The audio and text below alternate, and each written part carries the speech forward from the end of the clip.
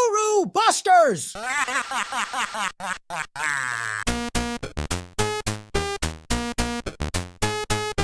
Welcome back to the channel. This is a Betfair P screenshot from the 9th of June to the 9th of July 2006. That is not a random time frame.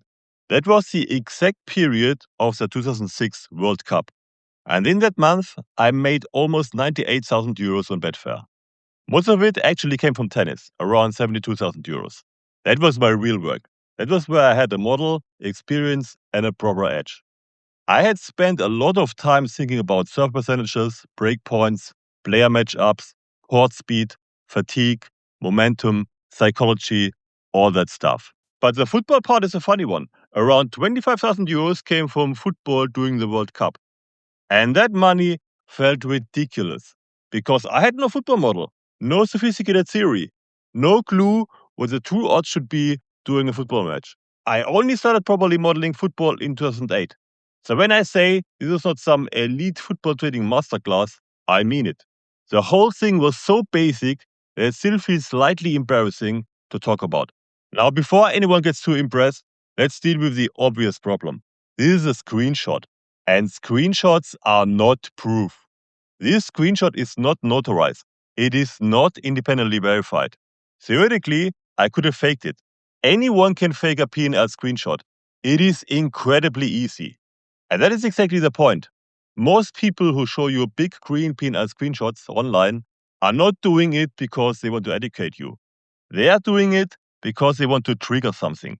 Greed, FOMO, envy, hope. They want you to think, this guy has cracked the code. And then usually comes the course, the private group, the mentorship, the subscription, the betting software, or whatever else they are trying to sell. So why I'm showing you mine?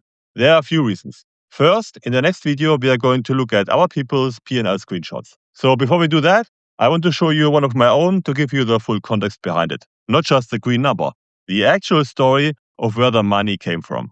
Second, it's probably an interesting story because making 25,000 euros trading football during a World Cup sounds impressive. Making 25,000 euros trading football during a World Cup without a football model while watching tennis the whole day sounds ridiculous. And it was ridiculous. Third, I'm not stupid. Huge P&L screenshots get attention. People like big green numbers. Some of the easily impressed mugs who normally click on guru content might even subscribe to this channel by accident. And honestly, fine, welcome. Stay long enough and maybe you will become slightly less easy to impress. But the fourth reason is the most important one. This screenshot lets me hammer home one of the main rules of this channel. Never trust unverified P&L screenshots. And also, never trust screenshots without context. Because a screenshot can be fake. But even when a screenshot is real, it can still be misleading. In my case, this screenshot is at least congruent with something stronger. The notarized Betfair lifetime profits from this account, which I showed in an earlier video. So no, this screenshot on its own should not be treated as proof. But it fits the verified bigger picture. And just as importantly, I'm not using it to sell you a football course, a private group, or some secret World Cup system. Did I make 100,000 euros every month? No, of course not. This was a very specific period. The end of the French Open, Queens, Halle, 2 weeks of Wimbledon, and on top of that, the World Cup in Germany, where I accidentally found one of the easiest edges I ever had. So let's talk about how stupidly simple this actually was. To understand this properly, you have to understand what my life looked like at the time. I was trading tennis all day. Especially during the 2 weeks of Wimbledon, I was basically glued to tennis from morning to evening. That was where my real edge was. I had a tennis model. I knew how I wanted to react when a player got broken, when someone looked injured, when a favorite was under pressure, when momentum shifted, when the match dynamic changed. That was real trading. And then there was the World Cup.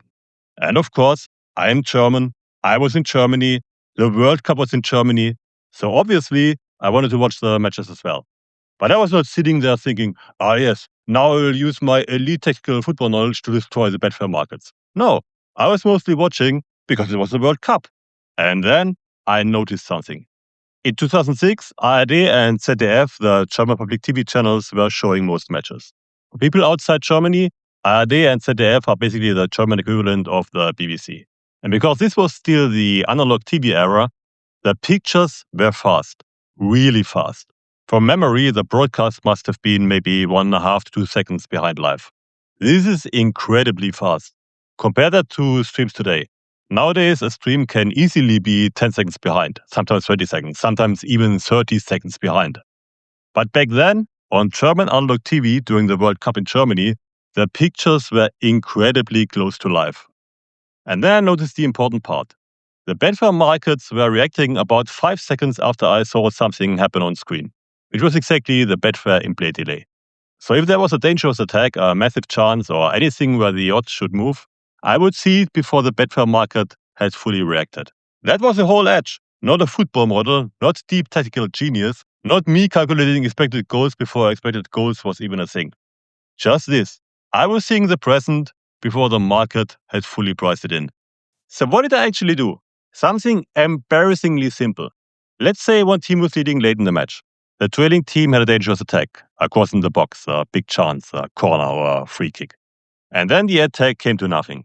At that point, the leading team's odds should shorten. Why? Because the trailing team has just used up one of their chances. More time has passed. The leading team is now slightly closer to winning the match. But very often, the Betfair market was still sitting there at the old price. So I tried to back the outdated odds on the leading team. And then I traded out again at lower odds. That was it.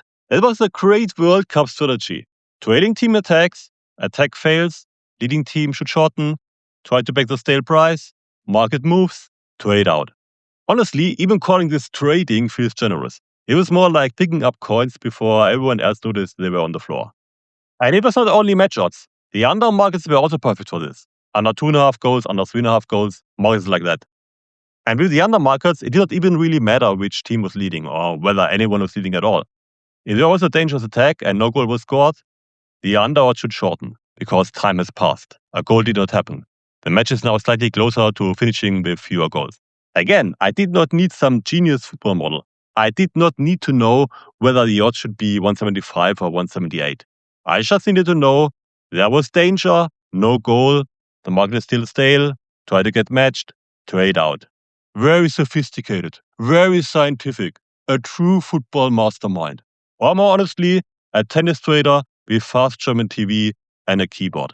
Now, I was obviously not the only person trying to do this. Even in 2006, there were already people trying to bet from stadiums. There were people with fast pictures. There were probably people much more focused on football than I was. It was not some secret magic that nobody else had discovered. Often, I got beaten to the price. Often, I got nothing matched. But sometimes, I did get matched. And when I got matched, I usually did not even know if I had value in the proper betting sense. That is a funny part. I did not have a model telling me, oh, this failed attack, the fair price should be 179. I had no idea, so I just traded out. That was the whole thing. Now, to be fair to myself, it was not completely without skill. There were two things that helped me. First, before I became mainly a tennis trader, I had done live arbitrage. So I had some experience with how odds move after certain events. I had a rough feel for how much the market should move after a dangerous situation. Second, I had a proper trading setup. I was not sitting on the Betfair websites manually typing in odds and stakes with my mouse like a caveman. I used my tennis trading setup. I had keyboard shortcuts. I could place bets quickly. I could cancel quickly. I could trade out quickly. And with this kind of edge, that matters massively. If you are typing in the odds, moving your mouse, clicking the stake box, entering the stake, clicking submit, and then confirming, that is too inefficient. So yes, there was some skill, but let's not turn this into some heroic story. The main reason it worked was not because I was a football genius. It worked because I had fast pictures, a quick setup, and a market that was slow enough to punish. The most ridiculous part is that I was not even properly watching every game. Some games were on while I was busy trading tennis. Especially during Wimbledon, tennis was still the priority. And tennis demands almost 100% focus. You can't trade a tennis match properly while also watching a football match, waiting for the exact moment a dangerous chance is missed. Now, when you look at the screenshot, you will notice something. There are no losses visible. And that is mostly how it felt at the time. It felt almost riskless. But I want to be very clear, it was not literally risk-free. Losses could happen. You could misread the situation. You could fail to trade out in time. You could take too low odds. But compared to normal trading, where you are constantly estimating probabilities under uncertainty, this felt completely different. It felt close to risk-free. Not because there was no risk, but because the information advantage was so big. So if someone shows you a big P&L screenshot, you need two things: proof and context. Proof means, can they verify it properly? Can they show that the account is real? Can they show that the P&L is real? Can they show that it is not edited, cherry-picked, or manipulated? Context means, what period is this from? Was this normal? Was this exceptional? What created the profit? Was it a repeatable edge? Was it a temporary inefficiency? Was it a one-off opportunity? Were there losses elsewhere? Were there significant costs? For example, imagine a court-sizing operation where you have to pay for flights, hotels, tickets, and salaries. A screenshot might show the Betfair profit, but not the cost of producing that profit. Without proof, the screenshot might just be fake. Without context, even a real screenshot can tell a false story. And that is why I'm showing you this with context. I have nothing to sell you. I'm not selling a football course. I'm not selling a private group. I'm not selling some secret World Cup system. And I have published notarized proof of my Betfair lifetime profits for this account. That matters because it puts screenshots like this into context. So yes, the screenshot is real. But no, it does not mean I was casually making 100,000 euros every month. There is a difference between showing a screenshot honestly and using a screenshot to sell a fantasy. If I wanted to be dishonest, I could have turned this into a cool story very easily, even back in 2006. I could have shown this screenshot and I could have even got it notarized. Then I could have said, I made 25,000 euros trading football during the World Cup without even trying. That would have been technically true, and the screenshot would have been verified. Then I could have said, now I will teach you my secret football trading system. And that is where the lie would have started. Because even if the screenshot was real, and even if the profit was verified, nobody would have made money from my system unless they had the same conditions: fast pictures and the ability to actually get matched before the market moved. Without that, the system was useless. And today it would have been even more hopeless. You're not going to sit at home watching a delayed stream that is 10, 20, or 30 seconds behind live and recreate an edge from German analog television during the 2006 World Cup. The edge was not timeless, it was temporary, it was technical, and it belonged to a completely different Betfair era. So when someone shows you a P&L screenshot, the question is not only, is this screenshot real? The better questions are, what actually created this profit? Is it teachable? Does the edge still exist? Can this person prove it? And are they giving you the full context, or only the part that helps them sell something? So if you want to see that, subscribe to this channel, because the next time we are taking this exact framework and applying it to someone else. Until next time. Gurubusters!